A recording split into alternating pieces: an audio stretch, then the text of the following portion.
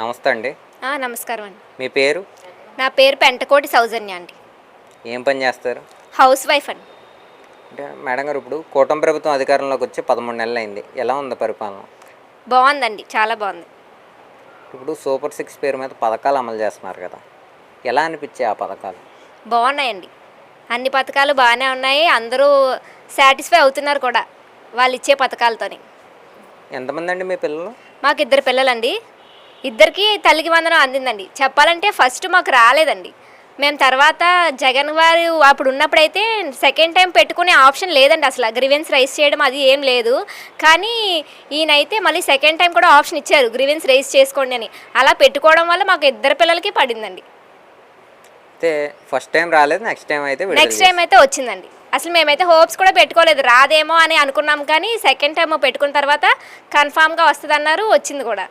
Madam గారు, ఇప్పుడు చూసుకుంటే దీపం పథకం కింద సంవత్సరానికి 3 ఉచిత గ్యాస్ బండ్లు అంటున్నారు. ఇస్తున్నారండి, మాకు ఇస్తున్నారు. మాకు సరిపోతాయండి, ఎందుకంటే మా చిన్న ఫ్యామిలీ కాబట్టి సంవత్సరానికి ఆ 3 బండ్లు మాకు సరిపోతాయి. అంటే ఇప్పుడు మీలాంటి మహిళలకు స్కిల్ డెవలప్మెంట్ కింద, అంటే మీరు ఒక హౌస్ వైఫ్, చేతి వృత్తి పరిశ్రమలు చేసుకునే వాళ్ళకి 30 రోజుల నుంచి 90 రోజుల్లో ట్రైనింగ్ ఇచ్చి కుట్టు మిషనే కానీ, తోపుడు పళ్ళు టైప్ ఏదైనా వ్యాపారం పెట్టుకునే వాళ్ళకే కానీ కూటమి ప్రభుత్వం చేస్తుంది కదా, ఎలా అనిపించినాయి ఆ కార్యక్రమాలు? బాగుందండి, ఎందుకంటే అందరూ బయటికి వెళ్ళి పని చేయాలి అని ఏమి ఉండదండి. ఎందుకంటే ఇంట్లో ఉండి చేసుకునే వాళ్ళు కూడా చాలామంది ఉంటారు. ఈ మిషన్ అది అంటే ఇంట్లో ఉండి చేసుకోవచ్చు కాబట్టి వాళ్ళందరికీ చాలా అనుకూలంగా ఉంటుంది చేసుకోవడానికి. మేడం గారు, మీరు ఒక హౌస్ వైఫ్ కదా, అంటే మీరు మీ ఆయన గారు లేనప్పుడు, మీ హస్బెండ్ గారు బయటికి వెళ్ళినప్పుడు ఎక్కడికో ఒకటికి కూరగాయలకనో మార్కెట్గానో వెళ్ళేవారు. గత 5 సంవత్సరాల్లో ఎలా ఉంది? అంటే మీరు బయటికి వెళ్ళాలంటే మీరు భయపడతాం కానీ, లేదంటే ఏదైనా ఇబ్బంది పడతాం కానీ, ఇప్పుడు కూటమి ప్రభుత్వం వచ్చిన తర్వాత మహిళల పట్ల రక్షణ ఎలా ఉంది అసలు? ఇప్పుడైతేనే బాగుందండి. చెప్పాలంటే లాస్ట్ 5 ఇయర్స్ అసలు మా హస్బెండ్ నన్ను బయటికే పంపించలేదండి, భయపడి. ఇప్పుడు అలా ఏం లేదు, ఎక్కడికైనా వెళ్ళమంటారు, రమ్మంటారు. ఎందుకంటే మాకు అంత ధైర్యంగా మేము వెళ్ళగలుగుతున్నాము, చేయగలుగుతున్నాం. అంటే గతంలో ఎందుకు అంత వెళ్ళేవారు కాదు, ఎందుకు వద్దనేవారు? వద్దనేవారంటే బయట సమాజంలో జరుగుతున్నాయి అన్నీ చూసి. ఎందుకంటే డైలీ మేము న్యూస్ చూస్తూ ఉంటాం, ఏది ఓపెన్ చేస్తే చాలు అసలు అన్ని ఆడవాళ్ళ గురించే చెప్పేవారు, వాళ్ళపై జరిగే అత్యాచారాల గురించే చెప్పేవారు. సో భయపడి అసలు పంపేవారే కాదు. ఇప్పుడు అధికారులు కానీ ఎలా స్పందిస్తున్నారండి, పోలీసు వారు కానీ? ఇప్పుడే బాగుందండి, ఎందుకంటే పైన ఉన్న వాళ్ళు గట్టి వాళ్ళు అయితే వాళ్ళకి భయపడతారండి, కింద ఉన్న వాళ్ళందరూ. కాబట్టి సో త్వరగా రెస్పాండ్ అవుతారు. అంటే ఇప్పుడు గతంలో దిశ యాప్ అని ఉండేది, మరి దానివల్ల ఏమి ప్రజలకు ఏదైనా స్పందన వస్తే? లేదండి, నేను అసలు ఎక్కడా వినలేదు కూడా. వినేలేదు అసలు. యాప్ గురించి జస్ట్ విన్నాను అంటే, కానీ అది ఏం జరిగినట్టు కానీ వాళ్ళు ఏమైనా చేసుకున్నట్టు కానీ ఏం వినలేదు. మేడం గారు, గతంలో వాలంటీర్ వ్యవస్థ ఉండేది. నిజంగా ఇంటింటికి పథకాలన్నీ, నవరత్నాల పథకాలన్నీ ప్రజలందరికీ అందించామని జగన్మోహన్ రెడ్డి వ్యాఖ్యలు చేస్తున్నాడు వాలంటీర్ వ్యవస్థ ద్వారా. లేదండి, వాళ్ళు అసలు ఏ ఇన్ఫర్మేషన్ ఇచ్చేవారే కాదు మాకైతే. సపోజ్కి ఒకవేళ ఏ ఇల్లు పెట్టుకోవడం అలాంటివి ఏమైనా వచ్చాయన్నా వాళ్ళు చెప్పేవారు కాదు. దేనికైనా వెళ్ళి సచివాలయంకి వెళ్ళి అడగాల్సే వచ్చేది. వాళ్ళకి శాలరీ ఇచ్చింది కూడా వేస్టే. మీలాంటి మహిళలకు కూటమి ప్రభుత్వం ఏ విధంగా చేకూరిస్తే బాగుంటుంది అంటారు? ఇప్పటి వరకు చేసినవి అన్నీ బాగానే ఉన్నాయి. అంటే ఆగస్టు 15 నుంచి ఉచిత బస్సు అంటున్నారు రాష్ట్ర వ్యాప్తంగా. అది మహిళలకు ఆ పథకం పెడితే బాగుంటుందా, లేదంటే ప్రజలందరికీ దాని బదులు మరేదైనా పథకం పెడితే బాగుంటుందా? ఆయన ఏదైనా ఆలోచించే చేస్తారు కాబట్టి అది చేశారంటే కన్ఫామ్గా మంచిది అయ్యే ఉంటుంది. సో అది పథకం బాగానే ఉంటుందని అనుకుంటున్నాం, ముందు ముందు చూడాలి. మేడం గారు, ఇప్పుడు చూసుకుంటే మీ ఆయన గారు ఏం చేస్తారు, హస్బెండ్ గారు? మా హస్బెండ్ ట్రాక్టర్ డ్రైవర్ అండి. ఓకే అండి. ఇప్పుడు రైతులకు రైతు భరోసా నిధిని కూటమి ప్రభుత్వం విడుదల చేసింది కదా, మరి నిజంగా ప్రజలందరికీ రైతు భరోసా నిధులు అందుతున్నాయా? అందుతున్నాయండి. అంటే మొన్న విడుదల చేశారు, ఎన్ని విడతలకు ఇస్తున్నారండి? 3 విడతలకు ఇస్తున్నారు. నిజంగా అందుతున్నాయి అయితే? అందుతున్నాయండి. అంటే సూపర్ 6 పథకాలు అయితే ప్రజలందరికీ అందుతున్నాయి.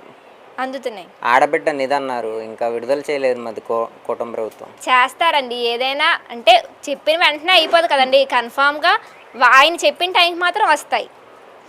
గతంలో రోడ్లు కానీ డ్రైనేజీ వ్యవస్థలు ఎలా ఉన్నాయి గత 5 సంవత్సరాల్లో? అంటే మీరు ఏదైనా మీ అత్తగారింటికో మీ పుట్టింటికి వెళ్ళినప్పుడు రోడ్లు చూసుంటారు, ఆర్టీసీ బస్సులు. నేను చూశానండి, అసలు ప్రెగ్నెంట్ లేడీస్ వెళ్తే ఎక్కడ ఆటోలోనే డెలివరీ అయిపోతారేమో అన్నంత భయం వేసేదండి వాళ్ళకి కూడా.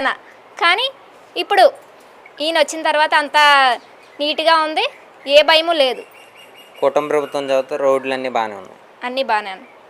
ఇప్పుడు 100కి ఎన్ని మార్కులు ఇస్తారండి ఈ కూటమి ప్రభుత్వానికి? 100కి 100 ఇచ్చేస్తానని నేను చెప్పలేను, 100కి 90% ఇస్తాను. ఎందుకంటే ఎవరైనా కొన్ని బయటికి లాగుతారు, అది చేయలేదు ఇది చేయలేదని. సో 100కి 90% ఇవ్వగలను. ఎవరు మీ ఎమ్మెల్యే గారు? బడేటి రాధాకృష్ణయ్య గారు. ఎలా ఉంది ఆయన పరిపాలన? బాగుందండి. నిజంగా ప్రజలకు ఏదైనా కష్టం వస్తే ఆదుకుంటారా? కన్ఫామ్గా ఆదుకుంటారు. ఈ 5 సంవత్సరాల్లో ఆంధ్ర రాష్ట్రాన్ని అభివృద్ధి దారిలో చంద్రబాబు గారు తీసుకెళ్తారంటారా? కన్ఫామ్గా తీసుకెళ్తారు. 20 లక్షల ఉద్యోగాలు అంటున్నారు, కల్పిస్తారంటారు? మరి ఖచ్చితంగా కల్పిస్తారు. ఖచ్చితంగా ఇస్తారు. థ్యాంక్స్. అంటే వైఎస్ఆర్సీపీ కార్యకర్తలు జగన్మోహన్ రెడ్డి ఉంటేనే పథకాలు ఏర్లై పారుతాయని, చంద్రబాబు గారు ప్రజలకి పథకాలు అందనివ్వట్లేదని చెప్పి వ్యాఖ్యలు చేస్తున్నారు. అసలు దానిపై మీ అభిప్రాయం ఏంటి? నానా, నేను క్లుప్తంగా చెప్తాను. నేను మా భార్యకి ఒళ్ళు నిండా బంగారం, మెడ నిండా బంగారం వేసుకుంటాను నాన్న. నా తల్లికి అన్నం పెట్టను, నా కన్న తల్లికి అన్నం పెట్టను. బటన్ నొక్కేసి పథకాలన్నీ జగన్ గారు అందరికి వచ్చేసేటట్టు నొక్కారు. ఎక్కడ లాలోజీ లేకుండా బటన్ నొక్కగానే వచ్చేసారు. మరి ఇలా వైసీపీకి సంబంధించిన ఎమ్మెల్యేలు జైల్లో ఎందుకున్నారు? ఎలక్షన్లు జరుగుతున్నప్పుడు అంత గందరగోళం చేసి అంత లూటీలు అంత కొట్లాటలు చేయవలసిన అవసరం ఉంది. మీరు అన్ని మంచి పనులు చేశారు కదా, మీరు ఇంట్లో కూర్చుంటే ప్రభుత్వం గెలవాలి కదా. మరి అన్ని గొడవలు తగలెడిపోవాలి, రాష్ట్రం తగలెడిపోయినట్టు చేశారు కదా ఎలక్షన్ టైంలో. మరి నేను ఇందాక మొదట చెప్పాను కదా, నా భార్యకి ఒంటి నిండా బంగారం వేసుకుంటాను, నా కన్న తల్లికి భోజనం పెట్టనని. అదేవిధంగా నేను బటన్ నొక్కాను, అందరికీ డబ్బులు వచ్చేసినాయి. కానీ నా రాష్ట్రం అభివృద్ధి ఏం చెందింది? నా పిల్లలకి చదివించుకుంటేనే, నా పిల్లలు ఉద్యోగాలు చేసుకుంటేనే నా ఇల్లు అభివృద్ధికి వెళ్ళుద్ది. కానీ నేను బటన్ నొక్కేస్తున్నాను, నా రాష్ట్రానికి నేను ఏమీ చేయట్లేదు. కనీసం రోడ్డు వేయను, ఏమీ చేయను, ఉన్నది పగలగొట్టుకుంటూ వెళ్ళిపోతాను. ఇప్పుడు ఏమైంది? నా భార్యకి బంగారం పెట్టుకున్నంతసేపులో అంతా మంచిదేనా? కన్న తల్లికి నేను భోజనం పెట్టలేకపోతున్నాను. అలాగే రాష్ట్ర అభివృద్ధి చాలా ముఖ్యం.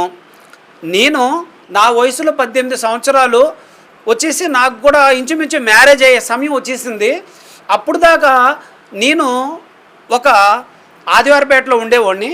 ఎర్రమట్టి కంకర రోడ్లు అనమాట. నా జీవితంలో నేను చూసింది ఒకే ఒకసారి చంద్రబాబు నాయుడు గారు వచ్చినాక సిమెంట్ రోడ్డు చూశాను. చంద్రబాబు నాయుడు గారు వచ్చినాక రాష్ట్రంలో హైవే రోడ్లు చూసాం. చంద్రబాబు నాయుడు గారు వచ్చినాక విదేశాల్లో పిల్లలు వెళ్ళి చదువుకోవడం చూసాం. ఒక ముఖ్యమంత్రిగా ఉండి ఆయన, మీరు బాగా చదువుకోండి, వేరే రాష్ట్రాలకు వెళ్ళండి, విదేశాలకు వెళ్ళండి, డబ్బు సంపాదించండి, మీ తల్లిదండ్రులను బాగా చూసుకుంటారు మీరు సంపాదిస్తే అని ఒక ఇంటికి ఒక పెద్ద నాన్నగా ఆలోచించింది ఒక చంద్రబాబు నాయుడు గారే.